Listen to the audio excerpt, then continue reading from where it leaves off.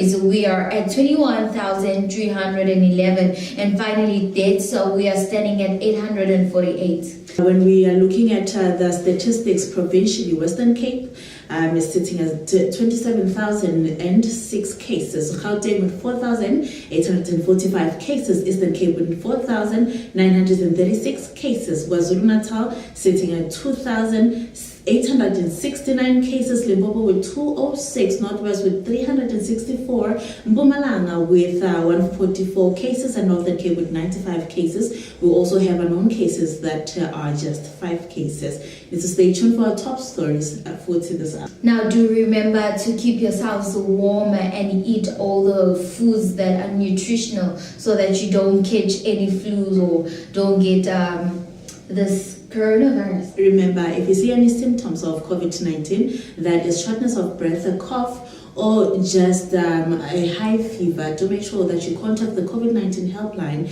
and they will guide you into what you need to do. Stay tuned. And on our international news, Vaccine Groups raises $8.8 billion for immunization plans for the poor countries. The Gavi Vaccines Alliance said yesterday that it had exceeded its target of $7.4 billion and managed to raise $8.8 billion from international donor governments, companies, and philanthropic foundations to fund its immunization programs through 2025. This will help immunize 300 million more children in the world's poorest countries against diseases like measles, polio, and diphtheria. The Gavi, World Health Organization, and the United Nations Children's Fund have indicated that 80 million children under the age of 1 are at risk of disease. In the past, many countries have suspended their diphtheria, worse slowly in Ethiopia. There are fears that cannot afford to lose decades of oblique tension pervaded a totally deserted area. The looters set out to plot a strategy that evaded the defenders. Whenever the troops relocated, the looters showed up elsewhere, fueling rising tensions among all the frustrated law enforcement entities whose numbers were insufficient to overcome their adversaries. In the end, many protesters were arrested in acts of peaceful civil disobedience breaking curfew. Many fewer arrests were made among the looters' ranks.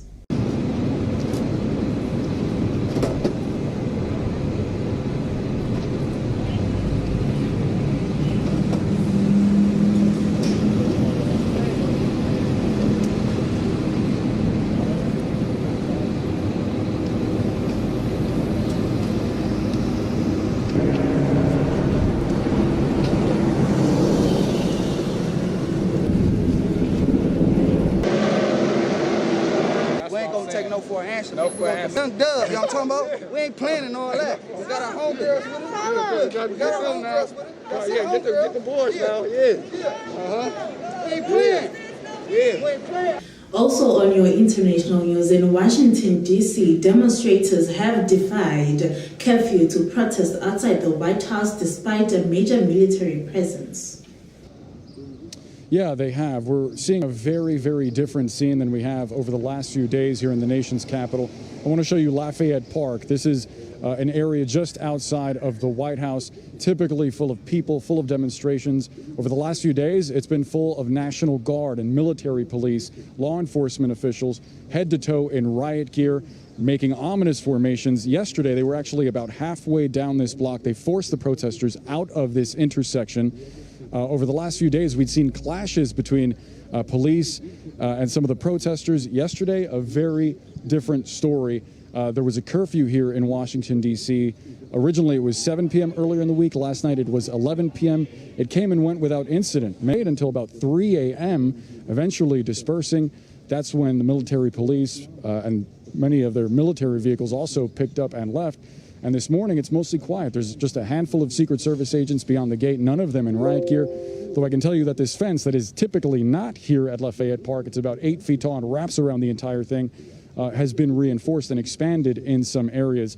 And moving again to another top story on your international news, U.S. President Donald Trump and Pentagon officials have clashed over his use of military force during the riots as protests in the U.S. enter a second week. Officers of the National Guard making it clear all roads to the White House were off limits. We need healing, but we also need strength, and we need toughness, and we need law and order. We need it all, but we do need healing. Protesters returned regardless. We are not going anywhere. As news of further charges over George Floyd's death filtered through. It feels like we're getting some sort of justice. They should have been charged for murder because that's what it was. It was straight up and down murder. With hundreds of troops deployed and President Trump threatening to use them, his defense secretary broke ranks. Moving on to our national news, the Transport Department in Cape Town get tough with COVID-19 regulations. Transgressors.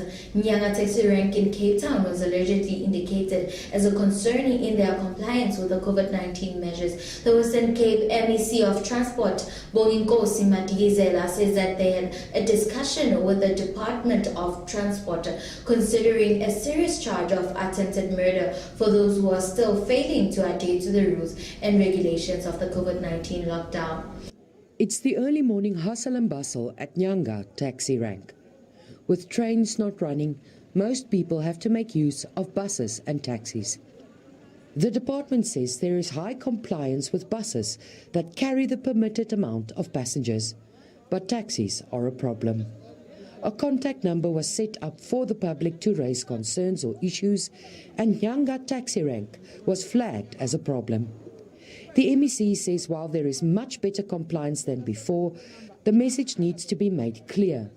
People's health comes first. Those people who are not adhering to them, will enforce the law. We will really hit them very, very hard. In fact, we had a discussion as a transport department to look at considering maybe even a serious charge of attempted murder, because if you are going to squash 15 people in a taxi, you are putting those people's lives in danger. The department is working with the City of Cape Town to enforce regulations. You have a responsibility towards the same. You have a responsibility towards these people.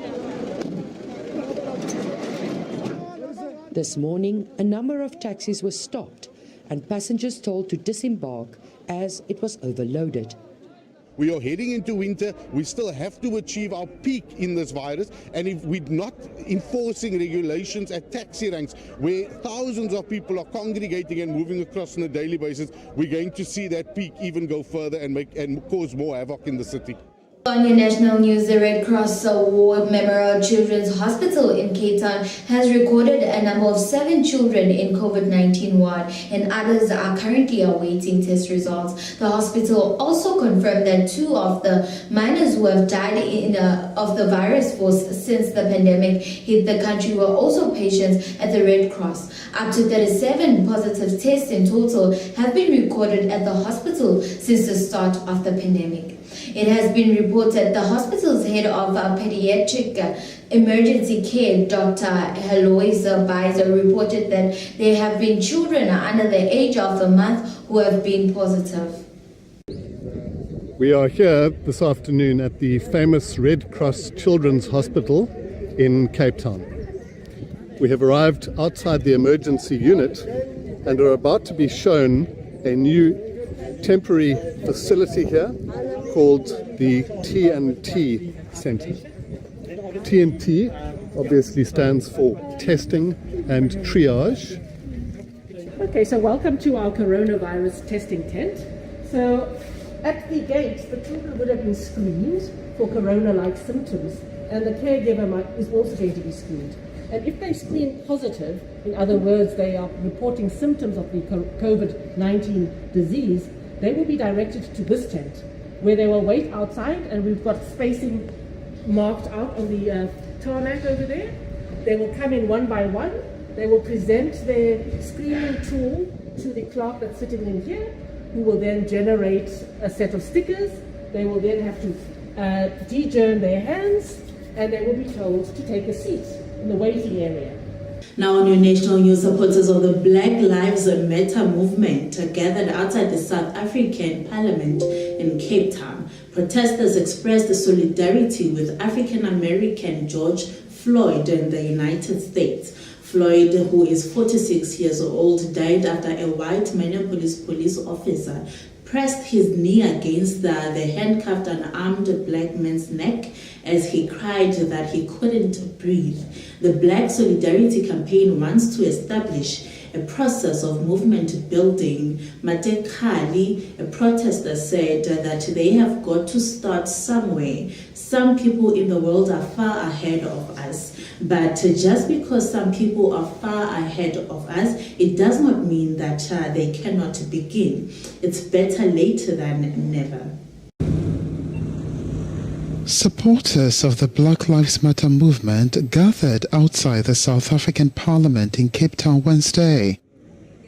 Protesters expressed solidarity with African-American George Floyd in the United States. The Black Solidarity Campaign, it wants to establish a process of movement building. The end state will be the creation of an anti-neo-colonial, anti-imperialist movement, anti-new world order movement. We've got to start somewhere. Some people in the world are far ahead of us, right? But just because some people in the world are far ahead of us doesn't mean that we cannot begin. It's better late than never, right? It is said that we have to get to the stage, but unfortunately people want to see or hear something first before they act. And I mean, even the case of Collins Khosa or the case of George Floyd, if we take the statistics into consideration, let's say for every rape case that gets reported, 8 go unreported. So even in this case of these cases that got reported, there are 8 or more other cases that never made it to the media. Floyd died after a white Minneapolis police officer pressed his knee against the handcuffed, unarmed black man's neck as he cried that he couldn't breathe. The protesters also paid homage to Collins Khosa, a South African man allegedly beaten by soldiers enforcing COVID-19 lockdown restrictions in April. The man later died in hospital. South African media have been emphasizing similarities between the two cases.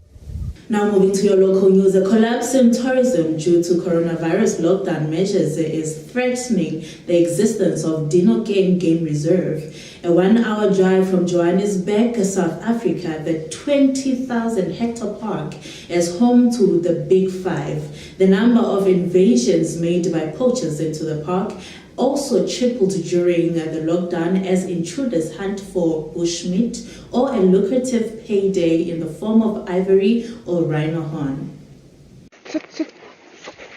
In a place that once teemed with tourists, we find a small band of rangers and a dog called Scarlet trying to keep the wildlife alive.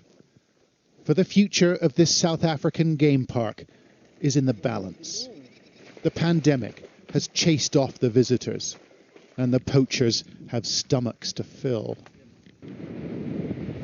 One truck with a handful of men who've got 20,000 hectares at the Dinokeng Game Reserve to patrol. Thank you so much for tuning in to our news. I am Lindo Khoza. And I am Batli Mashaya. Be sure to subscribe to our YouTube channel and like our Facebook page.